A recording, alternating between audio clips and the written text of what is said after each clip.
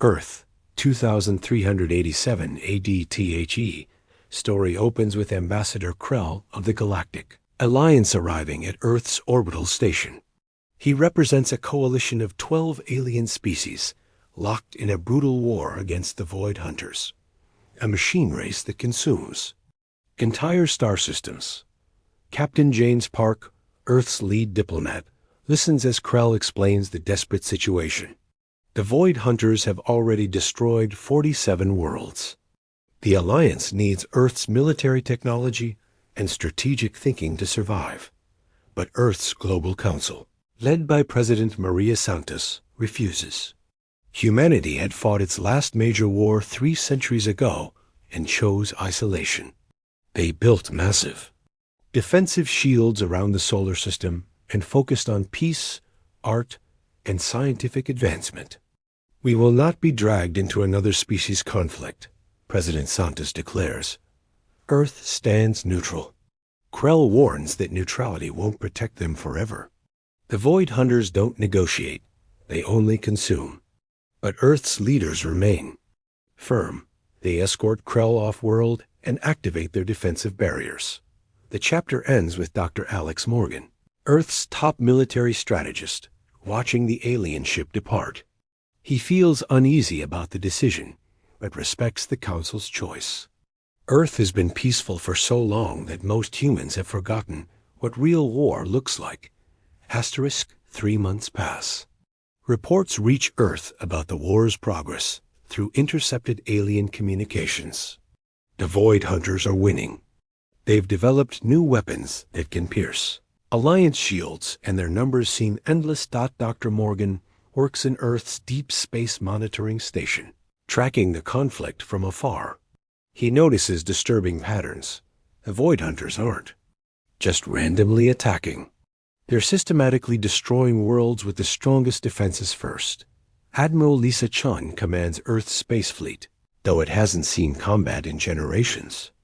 She reviews their defensive capabilities and realizes their weapons are outdated compared to what the Alliance faces.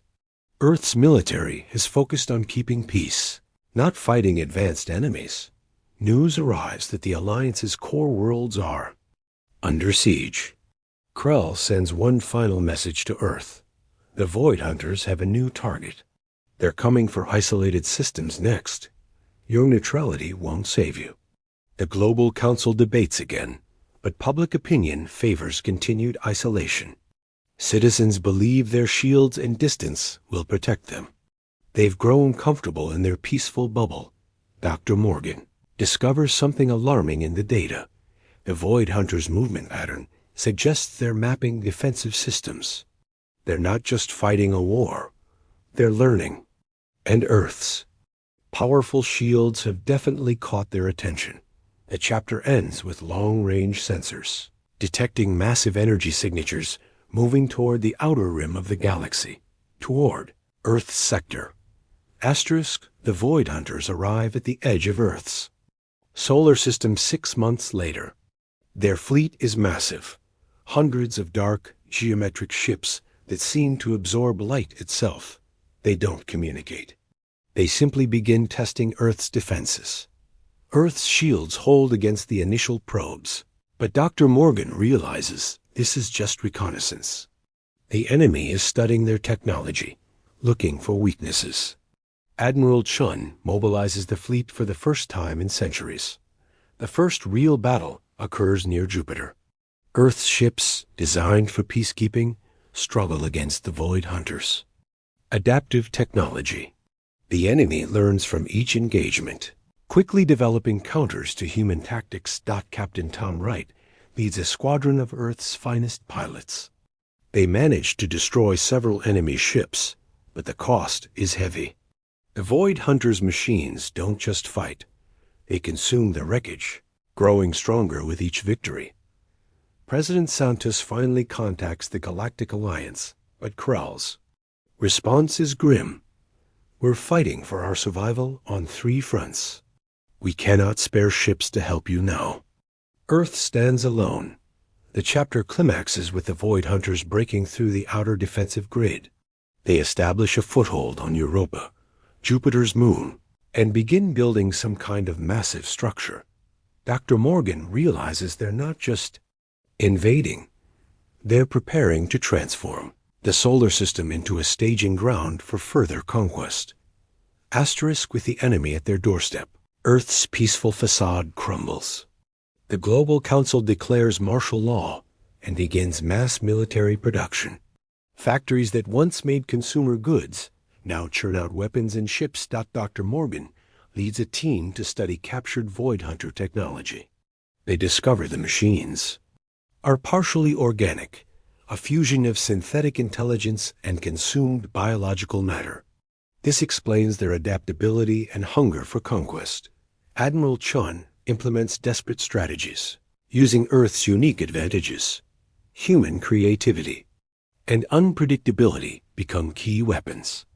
While the Void Hunters excel at adapting to known tactics, they struggle with human improvisation. The resistance movement grows as ordinary citizens join the fight. Professor Kate Adams leads civilian engineers in developing new weapons. Their breakthrough comes when they realize the Void Hunters' strength, their ability to adapt, is also their weakness. The machines need time to process and counter new threats. If humans can constantly evolve their tactics faster than the enemy can adapt, they might have a chance. Earth's forces launch a coordinated assault on Europa. The battle is brutal, with heavy losses on both sides. But humanity's desperate creativity pays off. They use everything from ancient military tactics to improvised weapons, keeping the Void Hunters constantly off balance. The chapter ends with humans destroying the alien structure on Europa, but at a terrible cost. Half of Earth's fleet is destroyed, and the Void Hunters are already adapting to human tactics. More enemy ships continue to arrive from deep space. Earth's victory on Europa is short-lived. The Void Hunters launch a massive assault on Earth itself, their ships darkening the skies above major cities.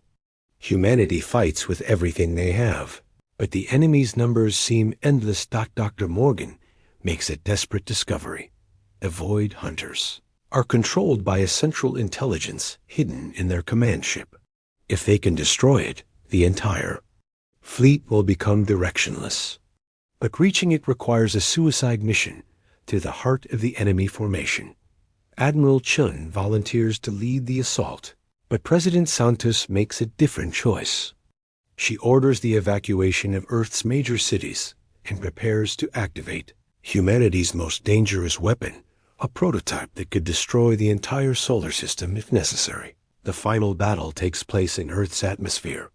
Human fighters weave between massive alien ships, using their knowledge of the planet's weather patterns and gravity wells as weapons. The Void Hunters adapt quickly, but human desperation drives innovation faster than ever before. Captain Wright leads the strike team that penetrates the enemy command ship. Inside, they discover the horrifying truth. The Void Hunters were once organic beings who gave up their humanity to become perfect machines. They offer the same gift to Earth. Humanity's response is swift and brutal. They destroy the command intelligence, causing the Void Hunter fleet to fall into chaos. The surviving ships retreat into deep space, but the victory comes at enormous cost. Earth's cities lie in ruins. Millions are dead, and the peaceful civilization they built over centuries is shattered. But humanity has learned a harsh lesson. Sometimes peace can only be preserved through strength. The story ends with President Santos addressing the survivors. Earth will help rebuild the Galactic Alliance, but on their own terms. They've paid the price for their isolation and won't make that mistake again. Dr. Morgan looks up at the stars, no longer seeing wonder, but potential threats. Humanity has awakened from its peaceful dream, and the galaxy will never be the same. Asterisk.